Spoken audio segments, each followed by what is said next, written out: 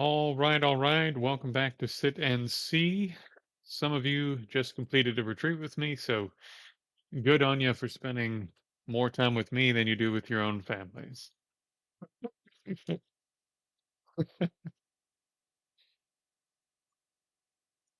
Do we have any questions before we get going?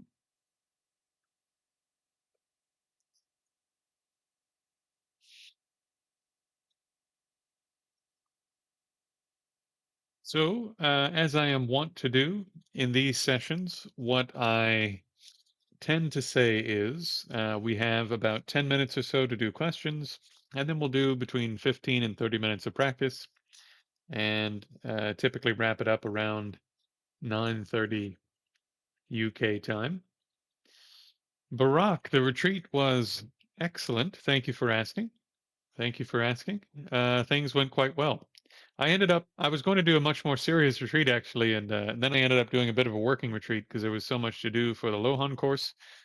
But I still got most of the practices I wanted to get done, which was nice.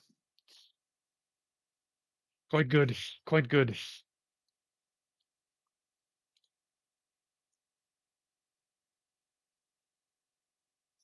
Right. Well, we've got three of you here as opposed to the normal 19, 20. That's probably because so many people tuned in to the retreat stuff and the algorithm was like, nobody wants to see this because they're not involved in this.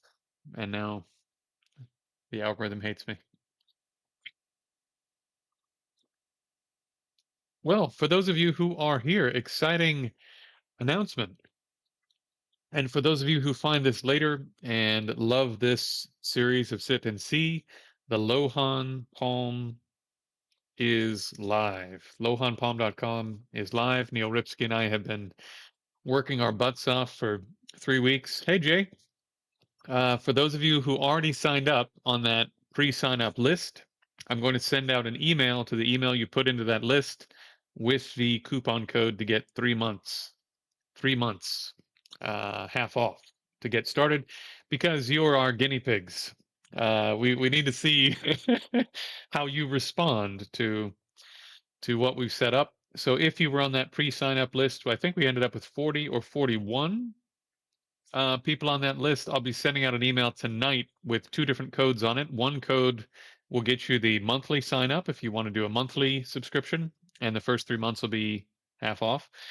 The other code, if you want to do a yearly subscription, will be even better deal because if you do a yearly subscription, you get 1 month free and you'll get those first 3 months half off. So it ends up being a pretty screaming deal. Yeah, yeah, really excited about it.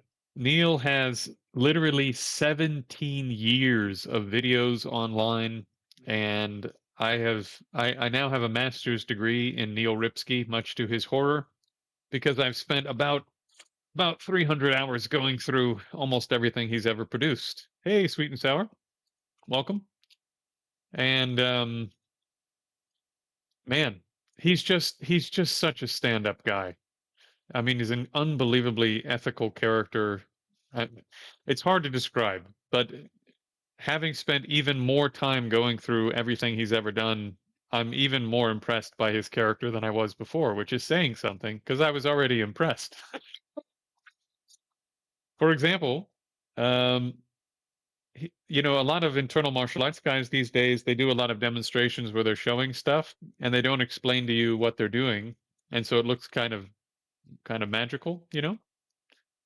Yeah, it's working now. If you're on the pre-sign up list though, wait because I'm going to send you a code after this class. I'm going to send out a blast, an email blast with the codes to get the 3 months off, 3 months half off. So they'll do stuff where it looks kind of magical because you don't know what the person's doing inside their body to make it work. And so Neil, for years, basically told his students for the 17 years he's been putting videos online and stuff that more or less, except on very rare occasions, he doesn't want people to film him doing that stuff, even though he can do it. And so I went through, I'm not exaggerating, I went through 17 years worth of videos he's produced, and I found 80 seconds out of 17 years worth of material where he's showing the internal skills he actually have. So I put it in a montage that you get as part of the welcome package for the course, and I sent it to him, and he said it was like going down memory lane because he could remember all the events he was at when he did those things, and he showed it to his wife. He was quite happy that I had put it together. But so, what is the daily time commitment? Depends a little bit on you. I think to get started, I think 15 or 20 minutes. I think it's pretty low. And then week by week, there's going to be stuff added on and stuff taken away so that you're sort of growing with the program and the program's growing with you. Uh, we have talked a fair amount about pedagogy, about how to set things up so that we're building you as a student to be capable of the work. And yeah, hopefully it won't seem like too much right out of the gate, but also it'll seem like enough to be interesting and keep you engaged. And I don't want to give away too many surprises, especially for you, Jay, because I know you don't like it when people give away the surprises. But there is so much more material in there than we're actually charging for. It's fantastic. I mean, we're just throwing like every bit of useful curated stuff in there from his entire career of producing stuff and making videos. And then he's I don't know, nobody knows this really, but he's also really well known in martial arts circles. So he was a famous basically as a Jingwu affiliate member, and he's taught at Jingwu Canada, which is Jingwu is like a really famous martial arts organization, um, founded by Huo Yunjia and a number of other people. And it, for the first time, it brought together all these family systems of martial arts and blah blah blah that were basically kept separate. And a group of Chinese ladies and gentlemen said, you know what, this is keeping us weak. It's keeping us weak to be separated and to be fighting each other all the time. We need to come together, share our knowledge, and become even better. And so they formed this incredible. I mean, you can imagine after hundreds and hundreds of years of fighting each other, killing each other, keeping all the secrets to themselves, to finally bring all of these different family groups and family lineages. Like think about most of the types of martial arts that exist in China. It has a family name: Yang style Tai Chi, Chen style Tai Chi. It's from a family or a village or a particular area, and they kept it all to themselves for a long time because you didn't want the bandits knowing the martial arts you were going to use to defend yourself. You know, you had to defend yourself because the police and military weren't quite what they are today. In any case, so he was associated with Jingwu and was very well regarded by Jingwu and taught with them and for them for years. And what else? I was surprised to find he had a whole bunch of footage on that stuff, and I've curated a bunch of it for the course. So it's all attached to the course materials. Anyway, so for those of you who signed up on the pre-sign up list, I'm going to send out your discount code. And if anybody wants to jump on that list, sort of now, so to speak, let me know. Just send me over a something on Discord, and I'll add you to the email list for tonight.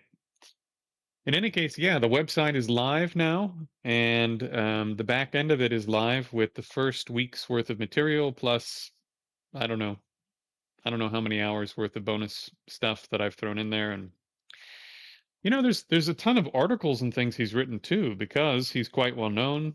The largest kung fu magazine in the world is going to be publishing an article written by him on this particular system, the Lohan system, sometime in the next couple of months.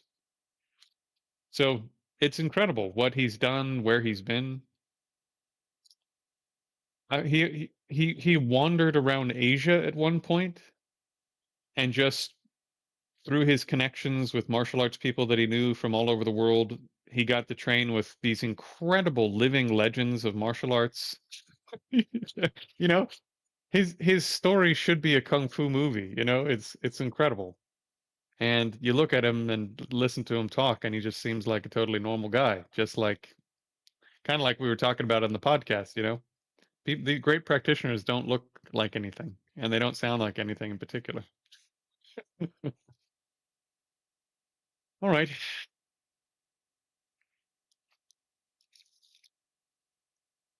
Well, since I'm not seeing questions come in, either my chat is broken, which happens from time to time, or nope, it would appear that everything is in working order. Okay. Well, if you are watching this now or find this later, Lohan is live. And if you get back to me in the next few days on Discord or wherever, I'll go ahead and send you a discount code anyway. Or if you want to try to rope a friend in, I can. You can use the codes that I send you, and you can send them to other people if you want. And we're happy to redeem. Um, we're happy to redeem up to 100 of them. So we have 50 that are set aside for each category. So when they run out, they run out. But yeah, all right. Enough about that, I suppose.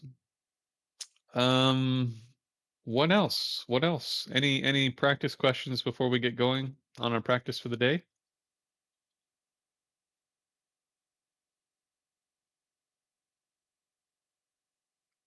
Hi, Sasa. If I didn't say hello already, I think I did.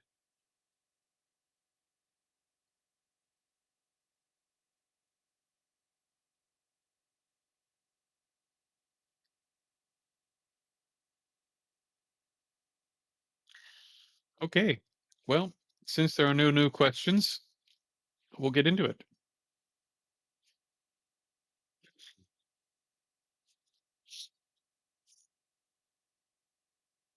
So I think today we'll carry on with for those of you who are in retreat, you're welcome to exceed what I do today. You can carry on into the other practices. Oh, okay. Let me answer that question quickly. For consciousness focus, I noticed that when you noticed mental content, the mental content would stop. This is exactly right. So I usually describe this in three stages. First is you're able to pull the awareness in from the senses, maybe not completely, but partially. And so you're legitimately able to get the mind's activity focused on its own content. And at first, you'll be dragged around. You'll be dragged around by that content because you don't know how to sort of pull the mind apart and just have things happen in it without the mind doing something. So the first kind of content is probably, Jay, the type that you're talking about here, where you have sort of thoughts and images. That's relatively easy in terms of mental content to have start seeing gaps. What's a bit more difficult is the central mind is actually quite busy trying to run around to the other senses. And there's processes of thought that are sort of working and getting ready to jump here and there. And it's quite difficult to notice these movements of the mind where it's trying to find its way back out to the senses. It's trying to decide to do something, or it already has decided to do something and it's carrying on with that. And all of that is, at least in my way of talking about this kind of training, is considered to be mental content as well. That's stuff that your mind is doing that you can observe your mind doing. So in the broadest possible sense, that's content. Yeah. Even though I think some of those are mental factors and so forth. So when you when you start to pull the mind back from the most obvious, most coarse kinds of thinking and image and visualized or imagined sound, smell, taste, touch, etc., then you sort of see it happening over here, but the mind stays pretty still. And then as you said, you start to see gaps because just looking vibrantly with awareness at mental content makes it stop for periods of time. And as it starts to stop for periods of time, then you'll start to notice how the mind is getting pulled into the senses a little bit. It's getting pulled into making decisions, etc. And then you'll start to notice that there's this subtle movement of mind where it's getting ready to do something. It's getting ready to think something. It's getting ready to make a decision or a choice. Absolutely. So if you observe the mind, it's sort of preparing to move. You can feel that, oh, There's something sort of happening in vision, and my mind is about to focus on it, and you bring it back to not doing that. Or in a more important sense, you just observe the fact that the mind is preparing to move to vision, right? So this is very hard to do. Um, when I hear teachers say just sit and observe your thoughts like clouds and so on and so forth, for years I thought that was fantastic advice, and then I really gained some experience in meditating on consciousness, and I realized it was terrible advice.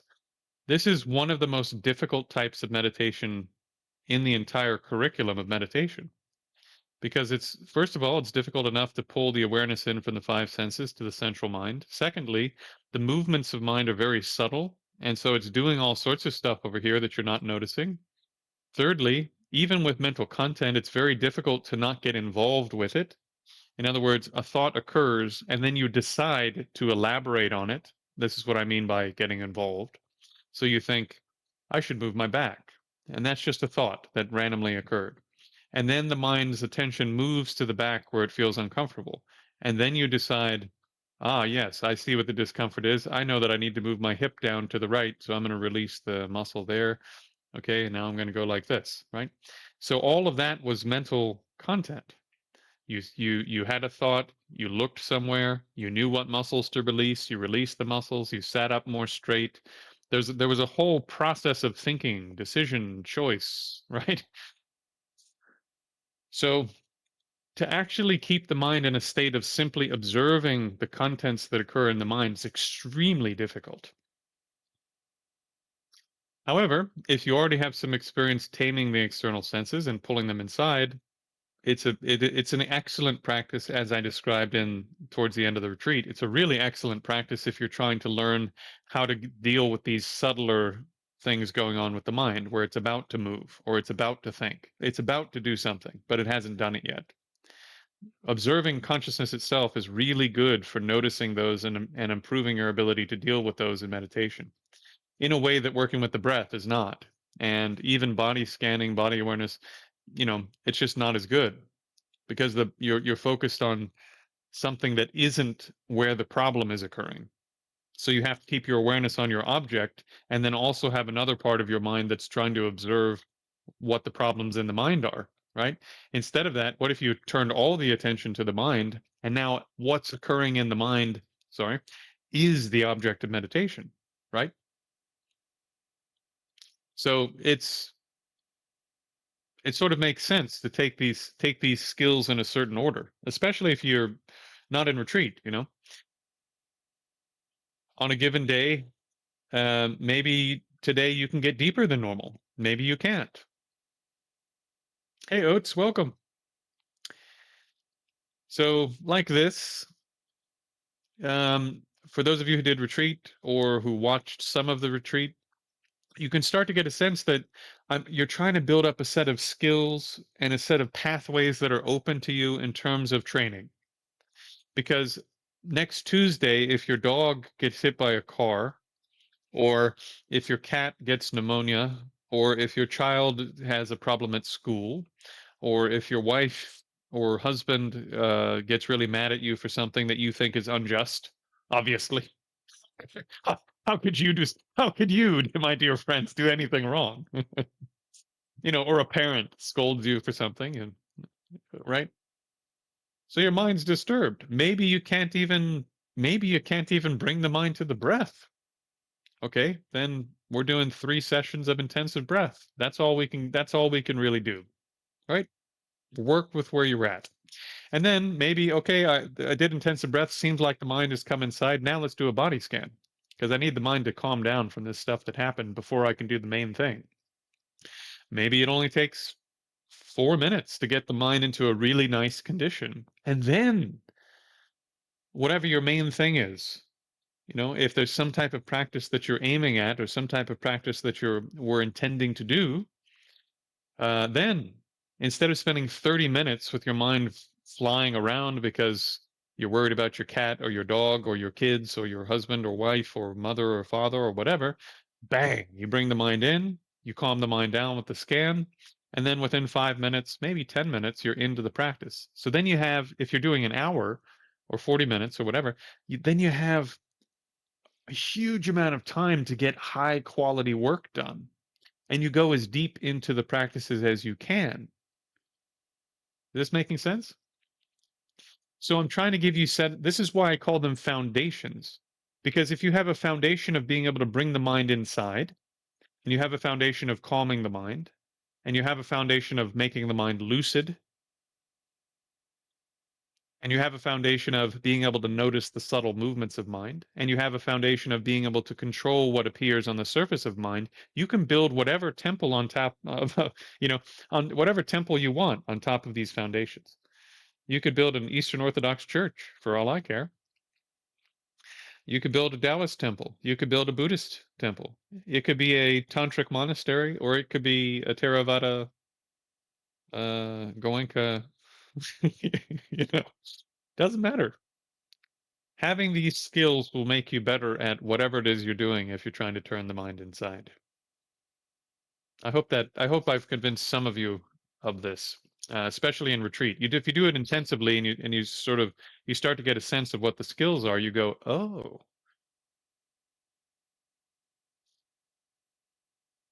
a Zen shack. That's right. That's right. Or not even a shack, just like I don't know. You can't really bring your foundation with you in a one of those like a stick with a bag on it kind of thing. In any case, yeah, even for your Zen practice, if you're trying to abide,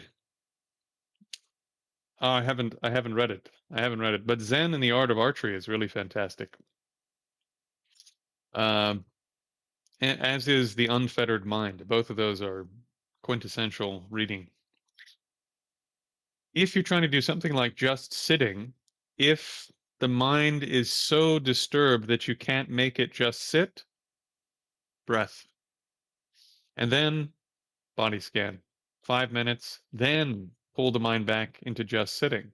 If the mind is actually just running around to the senses, okay, let's just abide on visual. Yes, there's a certain degree of intent involved in that, which means I'm doing, but it's significantly less doing than running around within the visual field. I'm taking the whole field as the object, and at least I'm doing non doing within the field with one aspect of my consciousness. And then I do it with hearing, then I do it with smell, smell, then I do it with taste. And now my five external senses, my central mind is utilizing the five external senses to be in a state of non-doing, at least in regards to these. And then you can pull back from six directions and just abide in the five external senses in a state of non-doing, right? And then pull the mind in and abide in a state of non-doing with central mind. And maybe you can do all that and sort of get to it, so to speak, within 25 minutes. And then if you're sitting for an hour or 2 hours, then you have half an hour or 90 minutes of full on just sitting, which is really tough to do if you're living a real life because things are exciting and things are depressing and frustrating in real life, aren't they? Like they're either or they're boring. They're so boring that you're in distress. You go, if it carries on like this, being this boring, I don't know what I'm going to do. And so we get distressed by when it's excited because we're so overwhelmed by how great it is, and our mind's going nuts. And when we're bored, we're distressed because we worry, is it going to be like so boring like this all the time? And of course, when things are bad, we get depressed, angry, whatever. So you need tools in real life to bring the mind into the practices. Speaking of bringing the mind into the practices, for those of you who are arriving now or haven't heard of all the hubbub that I've been going on about for weeks and weeks and weeks, tonight, somewhere over there or over there in the chat, uh, lohanpalm.com is live. So Neil Ripsky teaches 18 Shaolin 18 Lohan Palm, which is a system in which you train the body and the energy system to be perfect for meditation. I do these practices. I don't teach them beyond a cursory level because you need to know a huge amount to teach them. You only need to know a small amount to do them, relatively speaking. So I've partnered with him to have the other pieces available to people that I don't teach. And if you want a system that is basically Buddhist to do the body part and the energy part of your practice without having to do tantric empowerment, because it is in the tantras, but not everyone is ready for that, and you shouldn't jump into tantra. Shaolin Lohan Palm is a fantastic way to go about it. Absolutely fantastic. So I'm working with him, and Shaolin Lohan Palm also has a whole meditation curriculum. But Neil has also trained in a full on, he did 2 rounds of a full on teacher training program, 6 months, 2 hours a day, with a world renowned Thai forest Theravadan practitioner. And so he's fully qualified to teach Thai forest Buddhism on top of his Shaolin Lohan meditation curriculum. On top of that, I'm partnering with him to bring my stuff in as a way to prepare yourself for his Thai forest and Shaolin stuff. So the meditation aspect of his curriculum will be very, very rich. And every other aspect of it, I'm helping him with in terms of research and pedagogy and everything else to make it really, really rich and easy to understand and full of good stuff. So if you want to jump into that, we still actually have 10 spots left on the sort of first 50 list, and I'd be happy to send you a code so you get half off the first 3 months while we're working out any bugs or kinks, etc. And yeah, you can reach out to me on Discord or Facebook tonight, and I will send you those links. If you want to rope in any friends or whatever, those links will be good for up to 100 people. But once they run out, they're out, right? So do let me know if you want to jump in on that. I'll send you the links, and it's already live right now. So it's sort of a soft launch. The email's going out tonight, but it's already up. Okay. Well, let's do some practice. We'll do 15 minutes of practice here, and then let's see. Yeah, then we'll wrap it up at 9:30 per the usual, and then I've got to do a bit more work on the Lohan stuff, and then I'll be sending out that email by the end of the evening. Okay.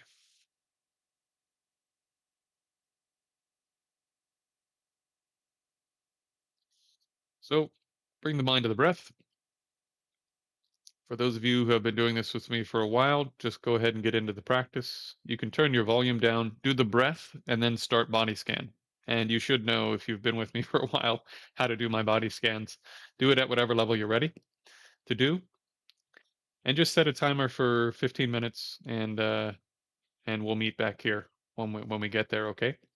For people that are newer, the way that I do breath, 5 minutes, extremely high intensity, based upon the Bhavana Krama tradition and the Tibetan commentaries on the Bhavana Krama tradition. So this is the 8th century high Indian Buddhist tradition, which says if you want to overcome distraction that has extreme force in the beginning, you need something with extreme force meeting it in the opposite direction.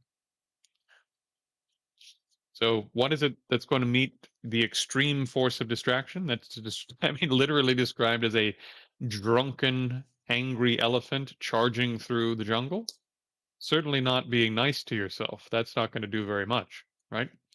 If you can try being nice to the drunken wild elephant all you like and see how it goes, but I can tell you how it's going to go because some of my students have told me they've meditated for 30 years doing other stuff and made more progress in 6 months doing my stuff than they had in the previous 30 years. I had another student recently tell me they've been training six sessions a day, 30 minutes at a time, 6 sessions a day for 3 years, made more progress in 10 days with my techniques than in the previous 3 years. And the reason is because, as Kamalashila says, the great Indian saint from the eighth century, he said, even if you milk a cow's horn, right? If you milk a cow's horn with great determination, You won't for 1,000 years. You won't get a single drop of milk out of its horn, right? It doesn't matter how much effort and intensity and willpower and fart you put into milking a cow's horn, you won't even get a single drop of milk out of it.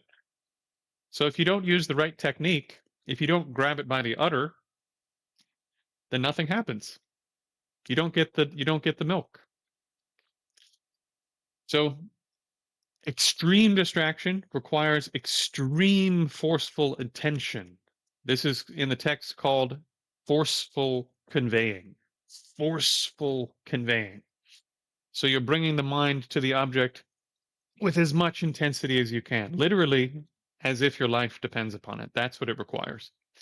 Because if a drunken wild elephant is running you down in the jungle, that's a life or death, everything you've got running 100%, putting every ounce of your being into getting away in the best, most intelligent way possible, or you're not surviving, right?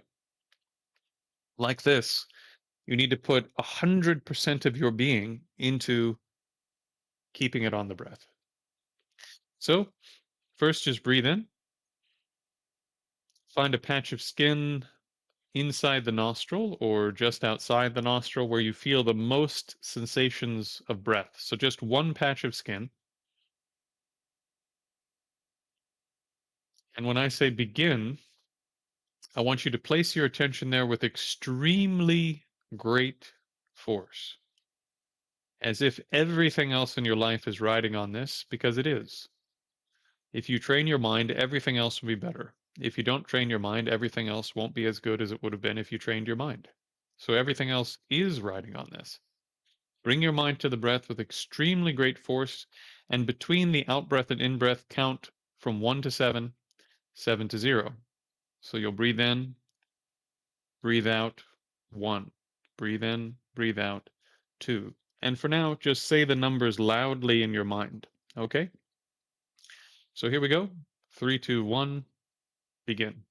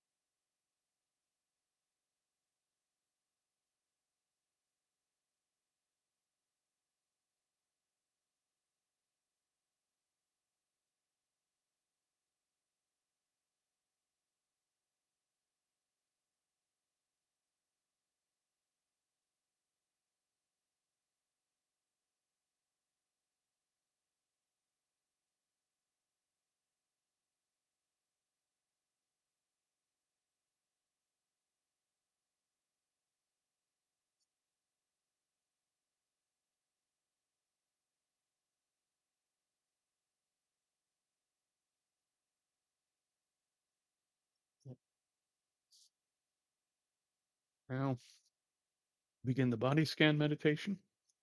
We're just going to do a brief one. So place the mind in the left foot,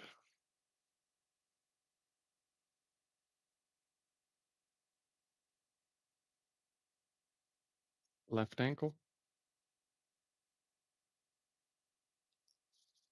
left calf,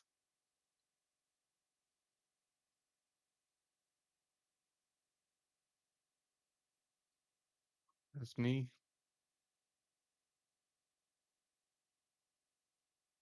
left lower thigh,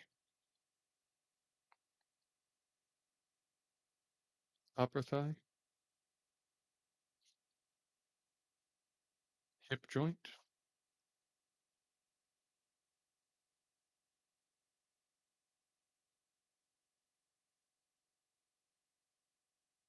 right foot, right ankle, right lower calf, right upper calf, right knee,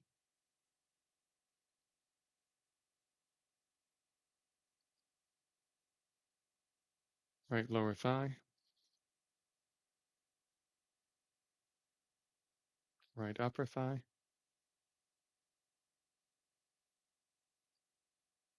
right hip,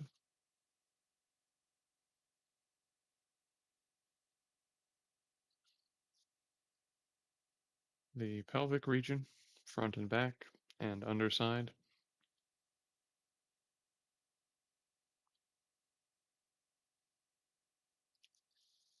lower abdomen,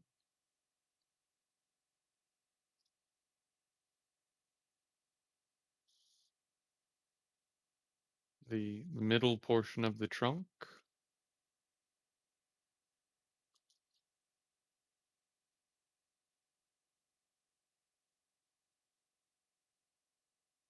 and the upper portion of the trunk, meaning the chest and the upper back.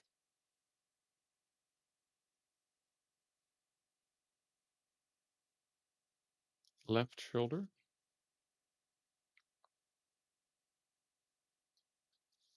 stretch the awareness down from the left shoulder to the left hand. Become aware of the whole left arm.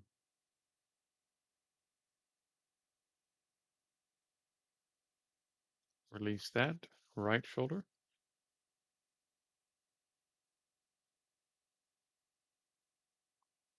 stretch the awareness from the right shoulder down to the right hand and become aware of the whole right arm.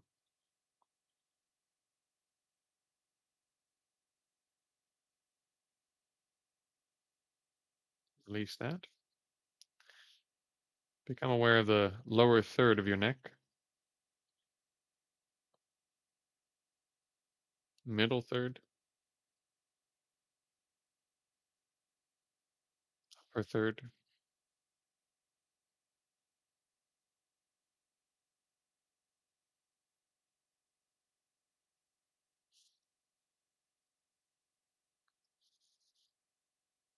and for the sake of simplicity today, just become aware of the entire skull. So the jaw, chin, the front, back, and sides, and top of the skull.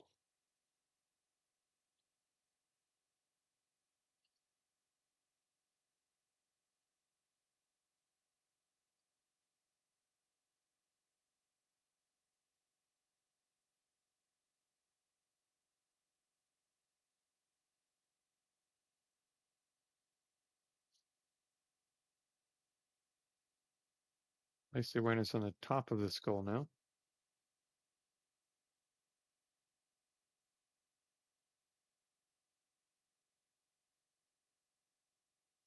Feel the top of the skull and see if there's a spot that has more sensations.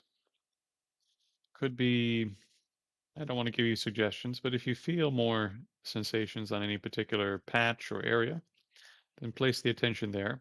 Otherwise, just place it on the back third of the skull towards the middle of the skull.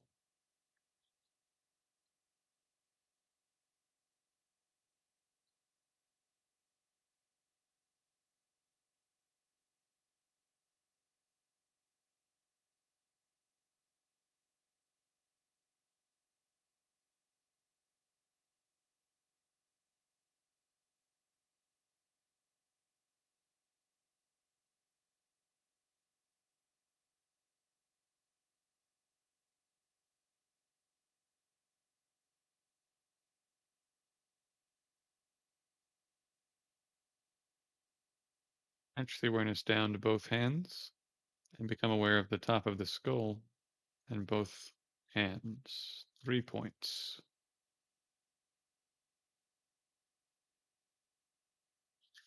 Stretch the awareness down again from the top of the skull without losing the hands to the feet. I'm aware of 3 points. Top of the 4 points. Sorry, 5 points. The top of the skull, both hands, both feet.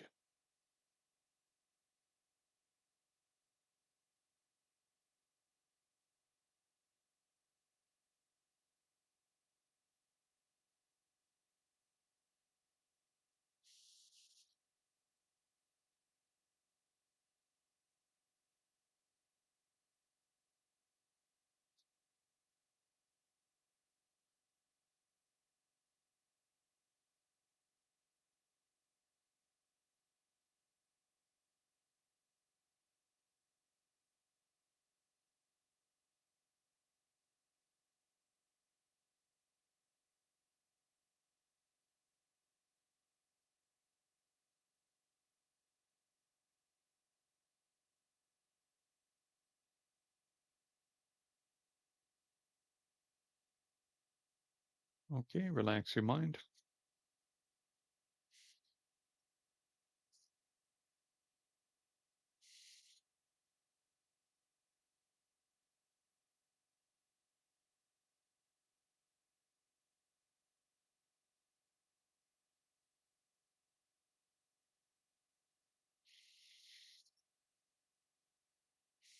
Okay, my friends, a relatively short session today, I know, but if there are final questions, I'll answer one or two. I see some things came in while we were practicing.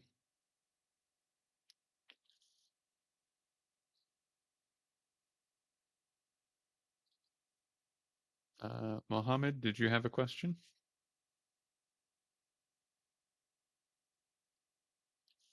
If it's of a personal nature, you can reach out to me on Discord.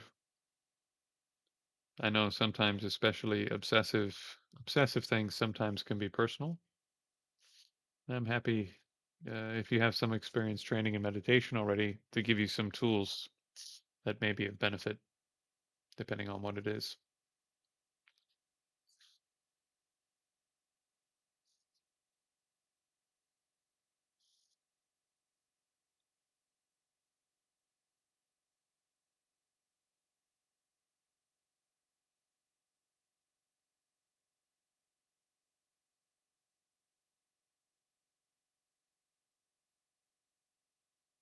Hey, well, I think we will call it an evening and we shall resume. Same bat time, same bat channel. Should be on time tomorrow, 8:30 to 9:30, the usual gig. For those of you who did sign up for the pre-sign up for Lohan, let me the email will be going out at some point tonight with the code for the Lohan course. And if you'd like to hop on sort of at the last minute to try to get in, for that 50% off, etc., either on the yearly rate or the monthly rate for that, for Shifu Ripsky's new course, let me know. You can send me a message on Discord or Facebook, and I'll still send it over to you, even though you didn't quite make it onto the list. Okay. All right. Well, I hope to see you all again very soon. Try not to die before I